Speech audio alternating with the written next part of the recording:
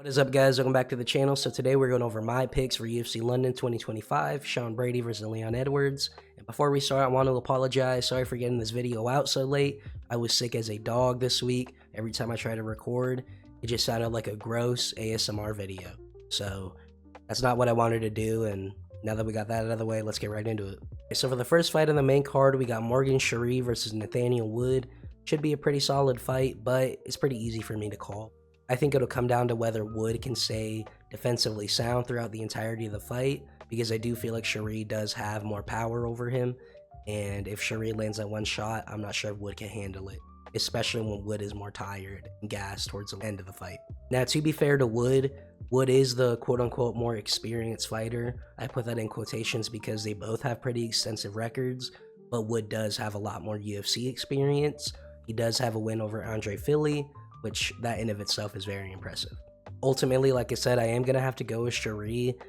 I do feel like he does have a massive power advantage, and that if Wood even slips up for a split second, gets lazy for a split second, Charriere could land a shot that could end the fight in any round. So unless Wood can stay defensively sound for the entirety of the fight, I just don't see how he can get this W from Charriere. But yeah, I got Charriere via TKO, KO in the second round, I'll say. Up next, we got a lightweight bout. We got Jordan Vucenic versus Chris Duncan. And to be honest, I really feel like Vucenic is going to absolutely style Chris Duncan. Now, Duncan isn't terrible. He's always down for a war and is always willing to swing and bang. But that's kind of his big issue here. He takes way too much damage and takes way too many shots. Yes, I will admit, Duncan's win over Oki was very impressive. But if we're being real to ourselves, rewatch that fight. The only reason Duncan won that was because Oki was rushing in recklessly. Vucenic will not do that. In Vucenic's UFC debut, he went blow for blow with Guram, and that was a great fight. He even dropped Guram in the first round. But on top of that, he wasn't just going out there swinging for the fences. He was staying calm. He was picking his shots. He looked like he had been there before. And if he comes out like that against a guy like Chris Duncan, who just sits there and takes shots, I'm not too sure if Duncan can stand in there for too long. Maybe if Duncan really mixes up his game and makes it very dirty, he could get the win over Vucenic. But based off of the Guram fight, Vucenic seems to know what he's doing on the ground to avoid any submissions. So I don't know if Duncan will even be able to win that way. But yeah, I mean, if it wasn't obvious already, I think Vucenic would get a dominant decision win over Duncan, if not a first round TKO. I'm going to go ahead and say I got Vucenic via first round TKO. Duncan just sits there and takes shots. I don't know if he'll be able to handle all those shots, but I think the fight may go more towards Duncan's favor at the end of the fight's end of rounds when Vucenic is a little tired. I got Vucenic via TKO. Up next, we got the token women's fight on the main card. Molly Meatball McCann versus Alex Thainara. And you know, it wouldn't be a proper Euro card if they didn't show Molly McCann somewhere in here. Molly definitely has the experience here. I could see her really mixing it up, making it dirty to throw Thainara off. But if I'm being honest, I think Thainara is going to smoke Molly. I don't really care either way. If I'm being completely honest with you, I've never been a big fan of Meatball Molly McCann. I always found her annoying. But I digress. Thainara seems to be more athletically gifted. She has a bigger reach. Arguably seems to be more skilled on the ground. So I really feel like this fight is all for Thainara. A layup for Thainara. Get some shine on her by giving her the well-known Molly McCann.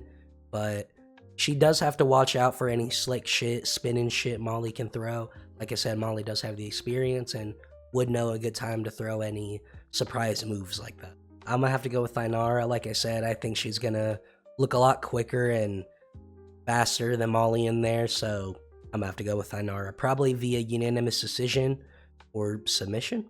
Up next, we got OG versus a newer OG. Gunnar Nelson versus Kevin Holland. Holland has been around for a while. He's been around for roughly 7 years in the UFC. But Gunnar Nelson has been here for over a fucking decade, with his earliest recorded UFC fight being in 2012. For being real, this was a layup for Holland from the matchmakers.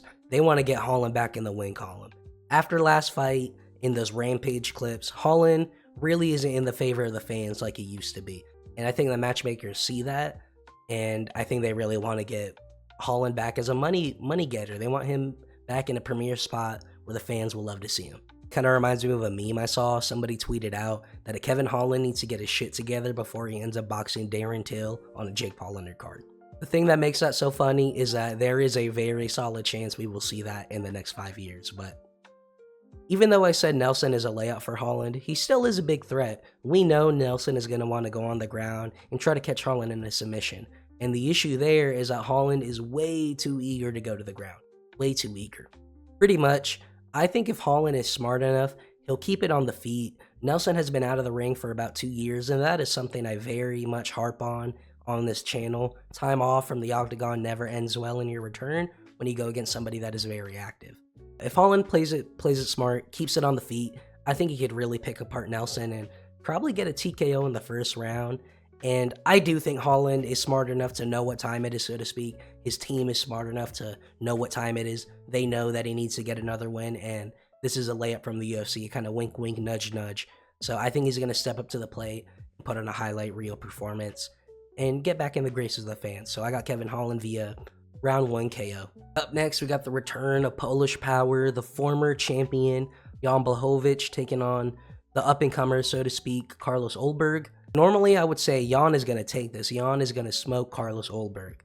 But there's one big thing that stops me from saying that. You guessed it, time off from the octagon. Jan's last fight was in 2023, and he had to take a long break due to shoulder injuries in both shoulders, which I think both required surgery. I know he had to get surgery in one of them, but I think from what I've seen, he had to get surgery in both.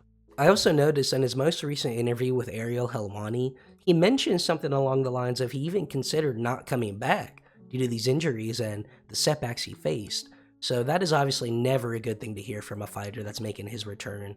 It makes you question, how long has he been training? How long has he been in a fighting mindset even? We don't know. What we do know is that he's been out for 2 years, he required surgeries, and that he considered quitting at one point. Ulberg, on the other hand, has been very active, so much so he's even on a 7-fight winning streak right now. Ulberg has also shown he's like a shark in the water. He will be aggressive, and the second he tastes blood, he will maul you. He will flood you with punches and really look to get you out of there. Kind of calling back to that Ariel interview, we don't know how many more of these crazy wars Jan has in him. In the last fight against Charriere, he looked done at the end of the fight.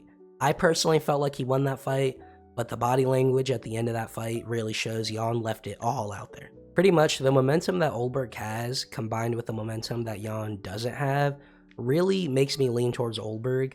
But I don't want to go as far and say that Ulberg will finish Jan. Jan is known for having a very, very solid chin. But it has been a long time, and Jan is getting older. Jan may not be mentally in it as much as he was. So I wouldn't be surprised if we see Ulberg go out there and break Jan down. And like I said, normally I would give this fight to Jan. Ulberg is susceptible to leg kicks. And Jan arguably beat the former 2 champions, the current champ in Ankalaev and the former champ in Alex Pereira. So it does suck to pick against him, but he's been out for 1.5 years, and he is really reaching the end of his career age-wise. So none of this really bodes well for Jan. I love Polish Power, but I just don't think he has what it takes anymore. I got Ulberg via unanimous decision. Alright, we made it to the main event of UFC London 2025. Sean Brady versus Leon Edwards. This is a pretty solid fight. I'm excited for it, but I saw a lot of you guys hating on this fight on Twitter. Don't do that. This is a very solid fight with heavy implications on the future of the welterweight division.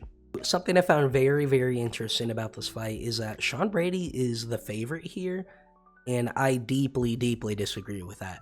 I do not know what you guys are seeing that makes you think Sean Brady is going to win, but he's not. Let me tell you that right now. Now, hear me out. Sean Brady does obviously have the grappling advantage, and he does have pretty decent striking. And last time we saw Edwards take on somebody with that skill set, Bilal, Edwards got shut down completely. Hell, you could even probably call back to the Pereira-Ankalaev fight as an example. With the threat of the takedown, it turns a mid-striker into a great striker.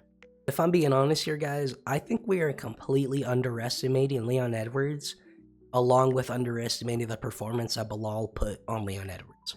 Leon has decent takedown defense, you know. He was able to really hold his own against Kamaru Usman, against Colby Covington. He did a decent job there. And personally, I don't think Sean Brady is as good as Bilal Muhammad. I really don't. I don't think he'll have that physical strength, physical dominance that Bilal had that put the fear of God into Leon that made him stop moving. I don't think Sean will have that. Obviously, it goes without saying Leon has a striking advantage, but something else Leon has in his favor is chin durability. Brady was getting hurt by Bilal on the feet, and he was getting hurt by a washed-up Burns on the feet. Yes, I said washed-up Burns, let's be real. Burns is washed up now. Whereas, let's compare this to Leon. Leon's last recorded knockdown against him was during a Brian Barberena fight in 2017. I do have to admit, something that really helped Sean Brady out in this fight is the quote-unquote short notice aspect of this fight. Let me explain for those who don't know. Shavkat was supposed to fight Belal Muhammad for the title, but Shavkat had to pull out due to injury. So, they had to pull in JDM for that fight. JDM versus Belal is happening in Australia. But that left Leon without an opponent, because Leon was supposed to fight JDM for this card. This is where Sean Brady comes in. Obviously, training for a JDM fight is not the same camp as training for a Sean Brady fight. Two completely different skill sets there. But Leon is a good enough striker to where I feel like that really won't matter for him. I think he'll be able to do a good enough job, stay on the outside, maybe stay away from the fence, but I think he'll do a good job picking and choosing his shots as Sean Brady goes in. And as I was saying earlier, if Sean Brady got hurt by a washed up Burns and Belal Muhammad, what do you think a well-timed Leon shot will do? Brady's path to victory here is holding Leon down, whether that be on the ground or even against the fence. He needs to get Leon to freeze up. He needs to put something in Leon's mind that if I swing, he's going to pull me down to the ground. If he gets that instilled in Leon's head, he has this fight, easy. But if he doesn't do that, he needs to be very, very careful. Leon is a lot bigger than him by a fair amount of inches, has a lot bigger reach than him, is a lot better of a striker than him. And like I said, he seemingly has a better chin than him. So if Sean Brady can't get Leon down, he better hope that his inner Floyd Mayweather comes in, because I think Leon could kick his head off. Something else I got to throw in there is Sean Brady really hasn't been too active the last couple of years either. He's only had one fight a year since 2021. And that is never good here. That is never, ever good in the UFC to have low activity. Unless your name is John Jones. Something I have to say for Brady, though, before we finish this up, is that it seems like the cardio is on his side. There's a lot of anecdotal reports of how that's really all he does in his free time. He loves watching CrossFit, which is fucking insane. I don't know how you find joy from watching guys climb a rope, but, you know, to each their own. Yeah. I pretty much think Brady's going to be outclassed here. He does have a cardio and grappling advantage, but I think Leon is big enough and strong enough to where he will be able to avoid getting taken down and held down, and I think he'll eventually square Brady up for a nasty shot. So I got Leon via TKO here, probably in the second or third round. I just don't think Brady is at this level yet. Brady has not been active enough. He hasn't fought high-level killer competition, hungry competition. When he has, he lost Belal Muhammad. So pretty much, yeah, I think he's outclassed here. I don't know how he wins. Maybe by, yeah, I don't know. I got Leon via TKO in the third round. That is going to be it for today, guys. Thanks for watching. As always, if you enjoy, make sure to like, subscribe, share with your friends. It goes a long way here. And again, I want to apologize. I'm sorry I got these out last second. I was sick, but you guys don't want to hear about that. Comment down below what you think about my picks. Were they ass? Were they casual? Were they deep and philosophical? Let me know. Make sure to follow me on Twitter as well. I always live tweet during the cards. So if you really want to argue with me and rub it in my face, whether I got it right or wrong, follow me over there. And yeah, thanks for watching, guys. We got a lot more videos coming, assuming I don't get sick. So, no, but yeah, we're taking over this UFC scene this year. Thanks for watching.